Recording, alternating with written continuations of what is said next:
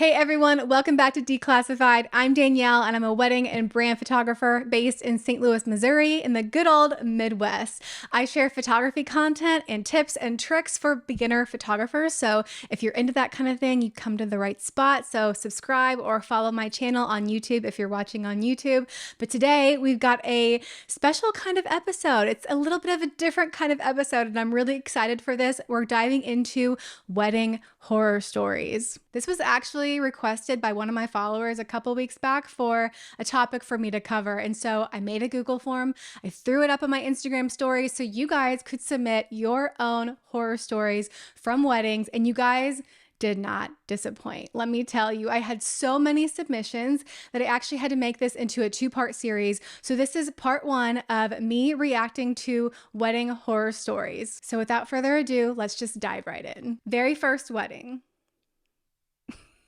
I feel like this is already going to be good. About 45 minutes into the dancing portion of reception, a teenage grandson is dancing in the middle of a circle, and I'm snapping photos left and right, parentheses with flash, and he ends up having a seizure. Oh my gosh. Was then told by family that flashing lights can set off his seizure disorder. Why did nobody say anything? I feel like this is crucial information to know. And as a photographer who also uses flash a lot, now I have a new hidden fear unlocked. Yet no one warned me. I am also an ER nurse and jumped into action, not realizing how crazy that looked that the photographer thought she could help.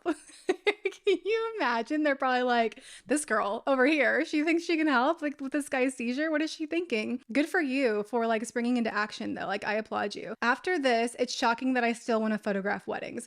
Yes, that is enough to send me into PTSD. Never want to use flash again. I can't even imagine how bad you would feel if you're the one taking photos and you cause somebody to have a seizure. Bro. Okay, next story. Once I was second shooting for a lovely photographer friend of mine, and before the ceremony, she placed reserved place markers on a pew for both of us and told me to sit in one of them. That sounds suspicious. Everything went great until the groom had walked the grandmother down the aisle and stopped right next to where I was sitting. Terrible. Confused, it took me a second to realize that even though I was in the right seat with a place marker, that particular spot was in fact supposed to be the grandmother's. Oof. I quickly scooted off to another pew, but I still cringe a little bit thinking about it. At least it wasn't my fault. Yeah. I feel like there's never reserved spots just for photographers. Like if you see a reserved spot and you think it's for you as a vendor, no, vendors, you guys are low in the totem pole. Like that reserved seat, it's for grandma. And I agree. I feel like the main photographer really puts you in a hard spot in that one. That was oof. Okay. We got on a party bus after the ceremony and one of the groomsmen started kissing the bride. Wait, the groomsmen, not the groom, the groomsmen started kissing the bride. Yikes, I feel like this is going to be good. Yes, with everyone watching. After he kissed her, he said, "Congrats." Everyone else acted normal about it, so I just tried to mind my own business. Then we were in the middle of doing bridal party photos, and the MOH came up to me, she's the photographer, and said, "Hey, can we take one of me, the maid of honor, the bride, the groom, and the best man?" And I said, "Yes, absolutely." Then she told me after they get a normal photo to count down to 1. So I did. I can only imagine how this ends. When I counted down, the maid of honor and bride started kissing. Whoa. I have literal photo proof of all of this. Then the maid of honor and the best man started kissing as well. Literally everybody's making out in this story. What the heck? Everyone just kept kissing each other. The maid of honor had a pineapple tattoo on her ankle, and while I don't want to assume, we all know what the pineapple means. Yes, we do. That's my wedding TED Talk story on how everyone just kept locking lips all day long. I am actually speechless by this story. I don't even have any commentary. I just think it's absolutely crazy that people do this. Like swingers, it's a real thing. This happens in real life. People do this. People swap husbands and partners. And I'm like, I am such a protective person where I'm like, no, Hell no. No, you can't have him. He's mine. Like, I will murder your face off if you try to touch my husband. I'm sorry. And I can't even, like, witnessing it. Also, as the photographer and the one to take photos, you just have to, like, detach and compartmentalize and be like, this is normal. What? I wonder if they're still together. Like, that's the question I have. Are they still together? Did this marriage work out? Or did they get divorced and then she married the groomsman? I took a wedding when I was first starting out. She booked me for $900 for an all-day wedding event. $900 for your first wedding? Yeah, I mean, you hoed yourself out, girl. You hoed yourself out. It was the mother of the bride that officially booked me and signed the contract and sent over a $50 retainer. A $50 retainer.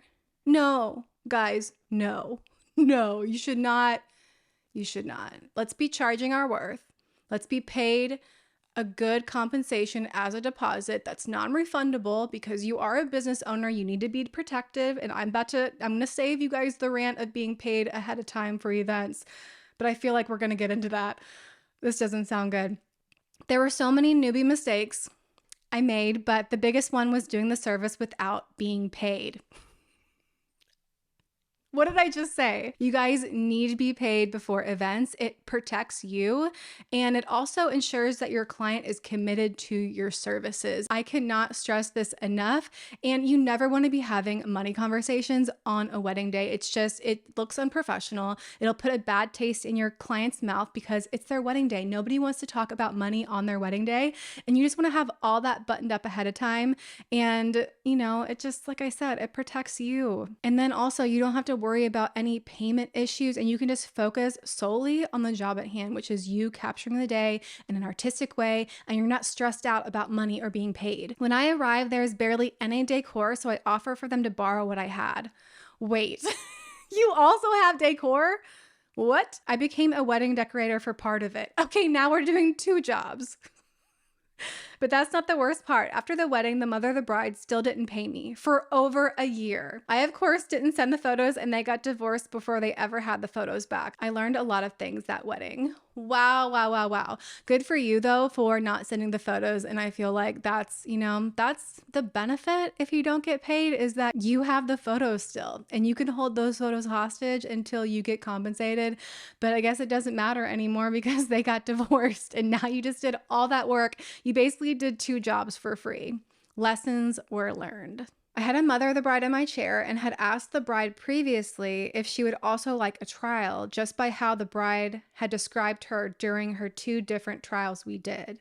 That's kind of confusing. I guess the mother is just like a little particular, is what I'm gathering. Mom kept saying no, that myself being a professional shouldn't have to do a trial run on her. Red flag number 1. That's what it says.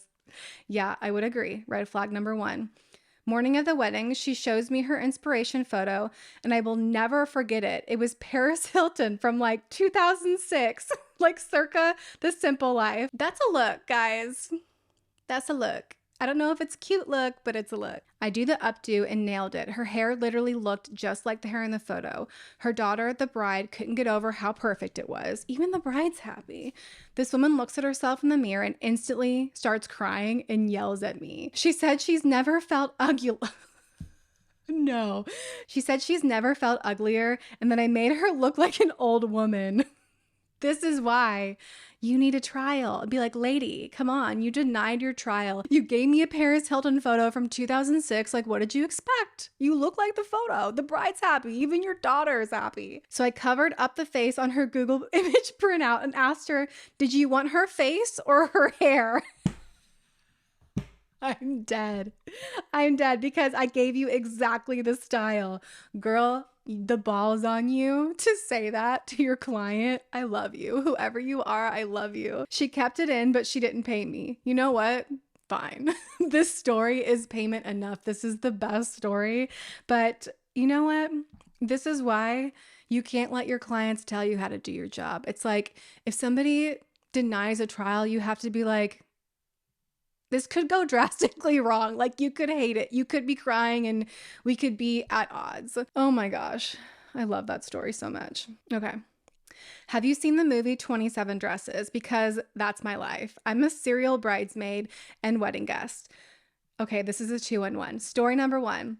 My friend's wedding last November. I guess the pastor had told the photographers that they weren't allowed to photograph during the ceremony. Huh? No.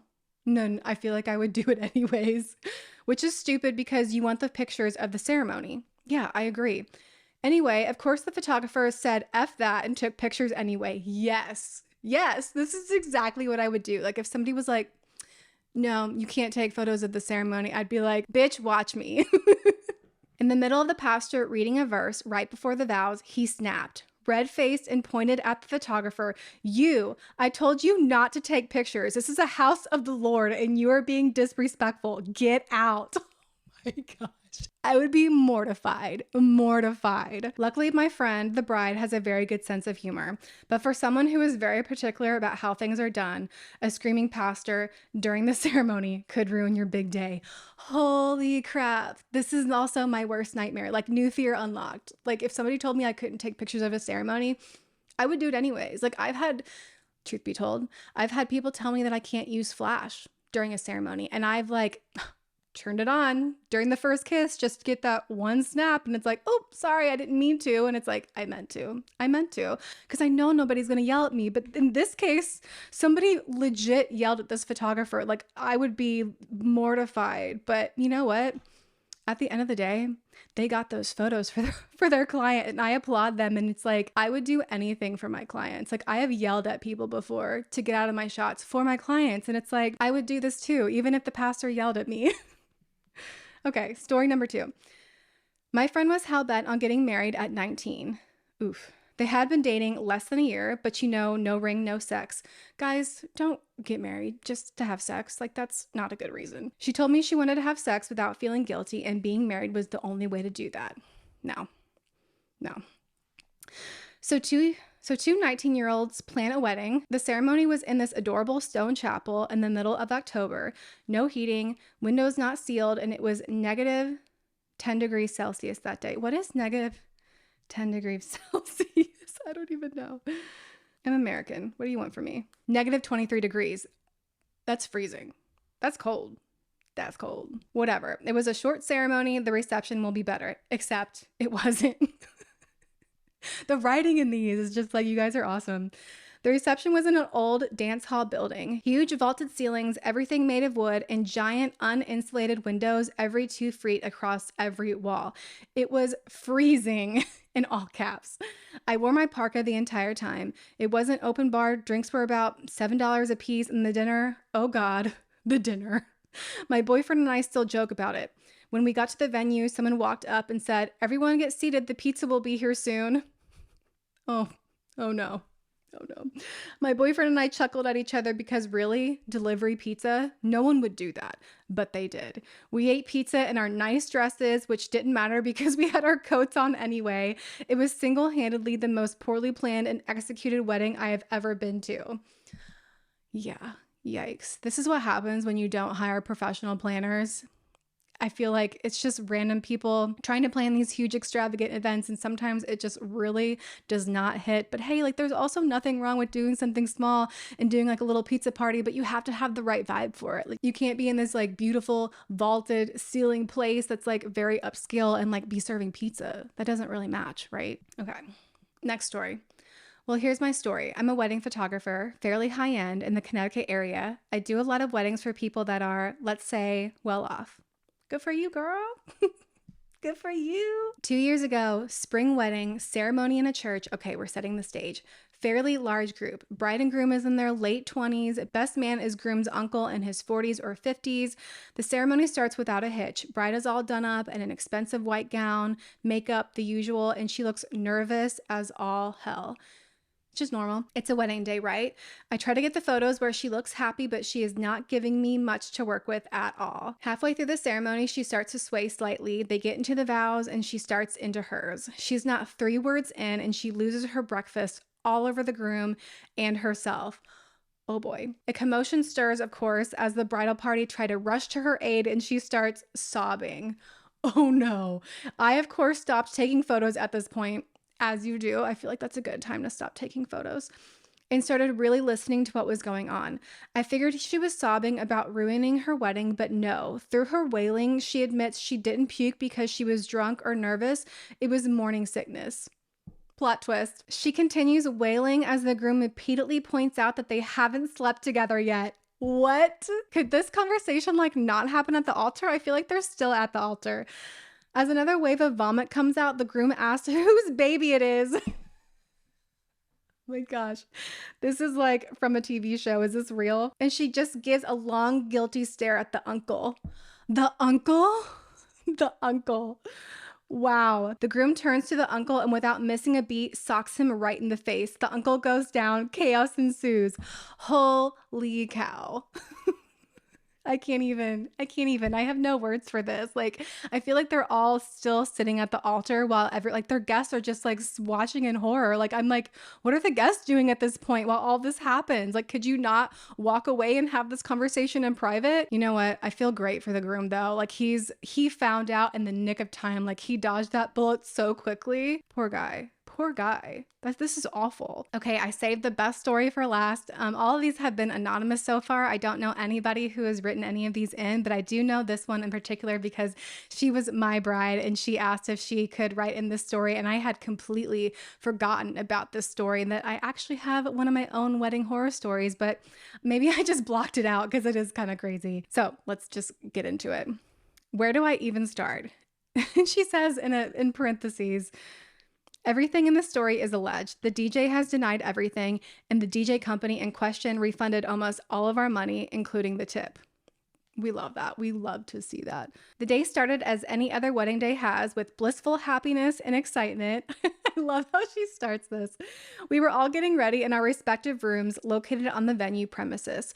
Over a year went into planning this one special day, and we went with all the highly recommended vendors. A shout out to our photographer, by far the best vendor we had. That's me. That's me, guys. The day kept rolling on perfectly. We had our first look and had so many amazing memories captured to look back on.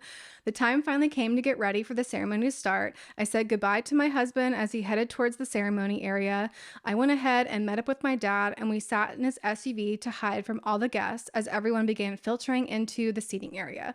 What was supposed to be a 15-minute wait turned into a 25-minute wait and then a 30-minute wait. I do remember this part. My nerves were fine up until this point, and the anxiety started settling in. I was not sure what was going on or why it was taking so long. My day of coordinator was dodging my calls as she was trying to figure out what was going on with the DJ and the music. We had the most amazing day of coordinator who had been continuously putting out fires the entire day already. Turns out our incredibly unprepared DJ had not downloaded all the music to his phone and instead just had it on a playlist which required Wi-Fi or cell service to access. Rookie move, dude. Now, normally this would not be an issue, but the venue was in a very rural area with extremely minimal service. Every song I sat there and spent hours picking out were gone. Meanwhile, I was sitting in my dad's car as he was trying to keep my nerves at bay. We finally get the go-ahead to walk in, and I pull my day of coordinator to the side the second I saw her and asked why the ceremony was so delayed. She let me know that the DJ lost all of my music and was trying to use other guests' Spotify accounts to scramble and get the music back. I would also like to interject this story with a quick sidebar. The first interaction I had with this DJ was not great, and I should have listened to my gut. Always follow your intuition, ladies. That is fantastic advice. I spent hours putting my list of music together and submitted it via a form with the DJ company. When the DJ reached out, he began going through the music, telling me that I had not completed the form and I was by memory listing the music out. Silly me, I figured I must have not submitted it correctly. Of course, she was nice. She was like, it must be my fault. It can't be my vendor's fault. But yeah, first red flag. He then called my husband and me by the wrong name, and I realized he completely had the wrong person and mixed me up with another couple.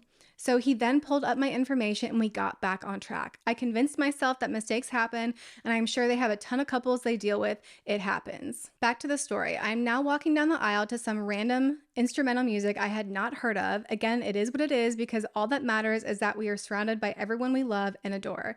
I see my husband at the end of the aisle smiling at me, and at that point, nothing mattered. That's sweet. That's sweet. That's the attitude you should have, honestly. It truly is. The ceremony continues without any issues thanks to our wonderful officiant. As the ceremony wraps up, it is time for the ending song where we walk down the aisle as a married couple.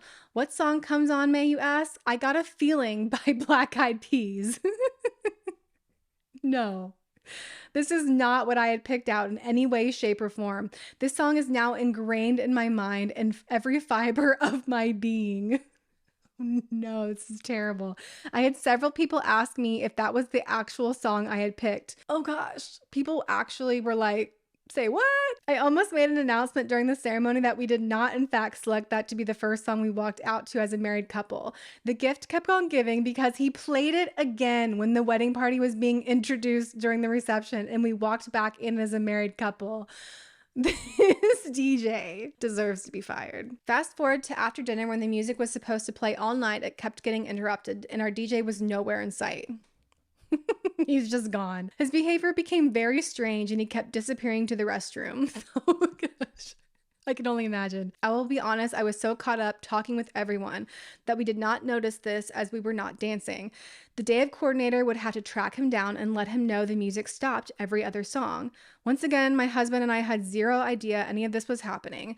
The night came to a close and we called it early as everyone had started heading out. We told the DJ to pack up early. He then ran off and came back in quite a while later with an entirely new outfit on. I'm just like picturing where this is going. It's like bathroom, new outfit. What happened? We're going to find out. At the time we were like, whatever, bro. At the time we were like, whatever, bro likes to be comfy when he packs up. We were saying goodbye to the venue owner and she was extremely short with us. We now understand why, and it was not directed towards us at all. At the time though, my husband and I were concerned that we had done something wrong. Once again, we had no idea what shitstorm happened during that night. And I mean this in the most literal sense possible. Fast forward again to the next day, my day of coordinator told me to let her know before I send off a review regarding the DJ company because she needed to talk to me, but didn't want to ruin my wedding day, so she left it as it is. I ended up calling her and will now add what actually took place, aka the shitstorm. Apparently, my husband's uncle went to use the men's bathroom and immediately hightailed it out of there and found my father-in-law. He indicated that the bathroom looked like a Dumb and Dumber scene where there is, quote unquote, there's shit everywhere. Oh no. Oh no. But instead of like the scene where it was chocolate, it was actual shit. Someone had managed to smear fecal matter. Oh my God, I can't even. Someone had managed to smear fecal matter all over the bathroom from top to bottom. Like, how? How? How? They told my day of coordinator, who then told the owner. They immediately shut down the bathroom and had a cleanup crew take turns cleaning. Oh my gosh, I hope those people got paid overtime. They checked over the entire venue to see where the culprit may have been. They figured maybe it was a kid. However, we really only had a handful of children at the wedding. They noted the DJ was being extremely weird but couldn't prove anything until they found it at the end of the night. On the chair the DJ had been using all night, there it was. They found the poo. When they called the company to call out the DJ blamed it on an elderly guest. No, he didn't, saying he took his chair later that night from an elderly person when they left. Dude, really? Now, I don't buy that for a second, and neither did anyone else. After much back and forth, I was able to get the tip I gave him back along with a full refund besides about $100 for the equipment usage. That's fair. They still do not claim that he did it to this day, so I have to say this entire story is alleged. I can laugh about this now because the entire day people were telling me that there's always something small that goes wrong at a wedding. My parents' cake even fell over before their ceremony. It's true. Every wedding day is not perfect. Nobody had DJ shitting his pants / all over the bathroom floor on their bingo card though. Oh my gosh, this story is insane. And I can't believe that I actually attended this wedding. I photographed this wedding and I don't even remember all this that is going on. So that just goes to show, like, if anything happens on your wedding day, just roll with the punches. Even if it's something big like this, like most often than not, nobody else is going to know what's going on. So you really just have to have the same type of attitude this bride had, which she had the perfect attitude of just, I'm marrying the love of my life at the end of the day. And that's all that matters. And, you have to go into your wedding day with that same attitude. So if you're watching this and you're planning your wedding, I hope this episode did not give you any extra anxiety because these types of horror stories are so few and far between. And most of the time on weddings, like, It's just small hiccups here and there. Like somebody forgets their bow tie or forgets the article of clothing, or somebody shows up a little bit late. Like bumps in the road happen, and you just have to roll with it because wedding days aren't perfect, and you have to be kind of flexible with it and just enjoy it, go with it, and know that at the end of the day, like I said, you're marrying the love of your life, and that's really all that matters. So that's it for this episode, guys. I really appreciate you guys tuning in. If you have any horror stories of your own, feel free to drop them in the comments. I would love to hear if you guys have any crazy stories of your own, so feel free to share them. If you like this episode, please like and subscribe and follow along on Spotify or on YouTube if you're watching this on YouTube. I'll see you guys next time for another episode of Declassified. Bye, guys.